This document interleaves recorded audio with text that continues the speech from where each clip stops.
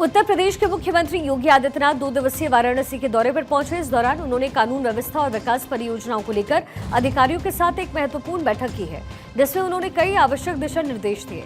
इसमें सबसे प्रमुख वाराणसी के चर्चित दाल मंडी बाजार को लेकर के सीएम योगी ने स्पष्ट किया है कि बारिश के बाद सड़क चौड़ीकरण कार्य को शुरू किया जाएगा। सीएम योगी ने दूसरे दिन नमो घाट से बसंता कॉलेज पहुंचे, जहां उन्होंने पौधारोपण किया। इसके बाद बिरसा मुंडा की स्मृति में आयोजित कार्यक्रम में वो शामिल हुए।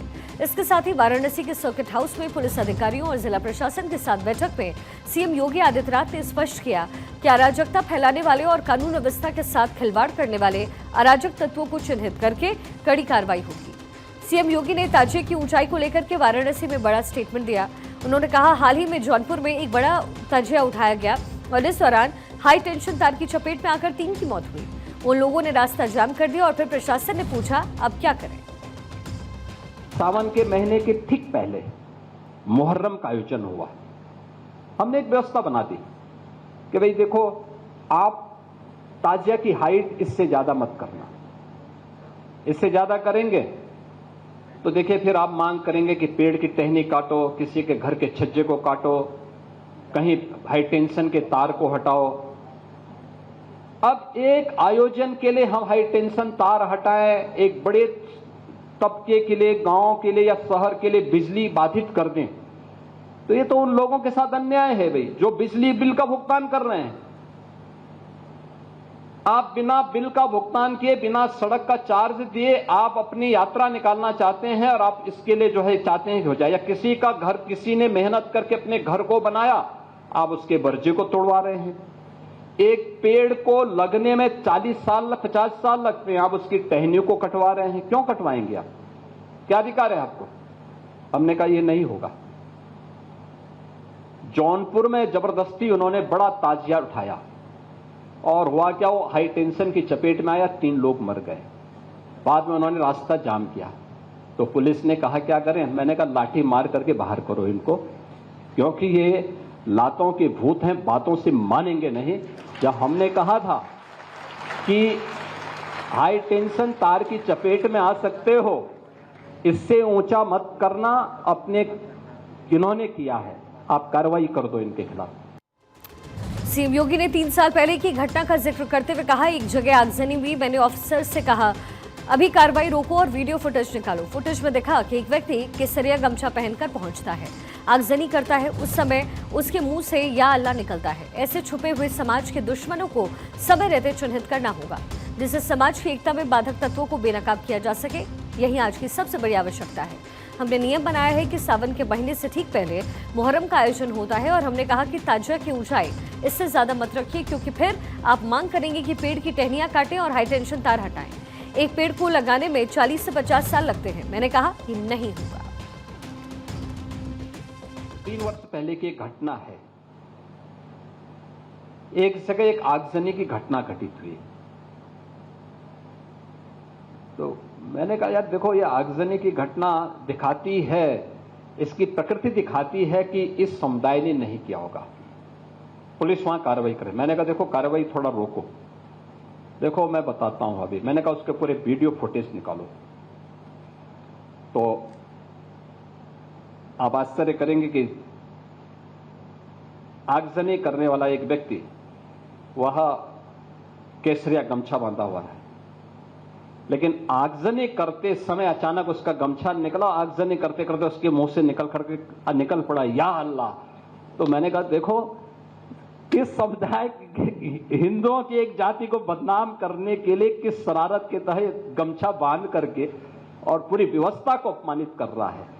ये चीजें दिखाती है कौन लोग हैं जो फेक अकाउंट बना करके जातीय संघर्ष की स्थिति को पैदा करना चाहते हैं, और उन तत्वों को, छुपे हुए उन दुश्मनों को जो समाज की शांति को भंग करना चाहते हैं, अगर हम उन्हें चिन्हित करके समय रहते हुए उनका वॉकआउट कर सकें, तो समाज की एकता में बाधक ऐसे तत्वों को भी बेनकाब किया जा सकता है। राष्ट्रीय एकता को भी और सुदृढ़ हम बनाने में मदद कर सकते हैं। दूसरी तरफ आपने देखा होगा कि कांवड़ यात्रा चल रही है। यात्रा में जाति, क्षेत्र, वर्ग, संप्रदाय का कोई भेद नहीं है। श्रमिक से लेकर के उच्च वर्ग तक का व्यक्ति इससे जुड़ा है। सभी 200 से 300 किलोमीटर दूर जल लेने जाते हैं, भक्ति भाव से चलते हैं, लेकिन उसका भी मीडिया ट्रायल होता है। कांवड़ यात्रा को बदनाम किया जाता है, उसके बारे में खूब लिखा जाता है। कांवड़ियों को उपद्रवी और आतंकवादी तक बोलने का दुस्साहस होता है। ये वही मानसिकता है जो हर प्रकार से भारत की विरासत को अपमानित करना चाहती है। ये वही लोग हैं जिन्होंने जनजातीय लोगों को भड़काने का काम किया। सीएम योगी ने इस दौरान कई सवाल भी उठाए। उन्होंने कहा, कांवड़ यात्रा पर सवाल, मुहर्रम पर चुप्पी क्यों, ये कैसा सेकुलरिज्म है। इसी के साथ सीएम योगी ने सवाल उठाते हुए कहा कि हिंदू आस्था पर राजनीति क्यों, क्या भीड़ सिर्फ एक धर्म विशेष में ही स्वीकार्य है। कांवड़ यात्रा पर विरोधियों की उंगली क्यों उठती है। कुछ नेता कांवड़ यात्रा पर ही सवाल आखिर क्यों उठाते हैं। कांवड़ यात्रा चल रही है, समाज का सबसे यानी श्रमिक वर्ग से लेकर के उच्च वर्ग तक हर व्यक्ति इस अभियान के साथ जुड़ा हुआ। एकता का अद्भुत संगम, कोई भेदभाव नहीं, न जाति का भेद है, न क्षेत्र का भेद है, न वर्ग का भेद है, न मत का भेद है, न संप्रदाय का भेद है। हर हर बम बम बोलते हुए जाते हैं।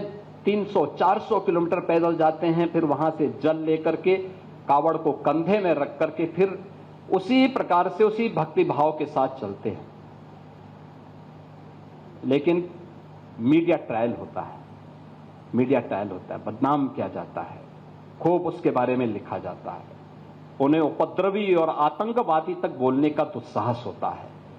यह वह मानसिकता है जो हर प्रकार से भारत की विरासत को अपमानित करना चाहती है। ये वही लोग हैं जिन्होंने जनजातीय समुदाय को भारत से अलग करने का प्रयास किया, उन्हें भड़काने का काम किया। ये वही समुदाय है जो भारत की आस्था का सदैव अपमान करता है, और यही वे लोग हैं जो आज सोशल मीडिया प्लेटफॉर्म का फेक अकाउंट बना करके जातीय संघर्ष की स्थिति को पैदा करना चाहते हैं। सीएम ने जनजातीय समाज को सनातन परंपरा का सच्चा प्रतिनिधि बताते हुए कहा कि यह समाज वेदों की शिक्षाओं को अपने जीवन में उतारता है और इसे प्रकृति के साथ सामंजस्य बना करके वेदों की शिक्षाओं को जिया है। उन्होंने कहा कि भारत की परंपरा में यह कभी नहीं कहा गया कि मंदिर जाने वाला या ग्रंथ मानने वाला ही हिंदू है।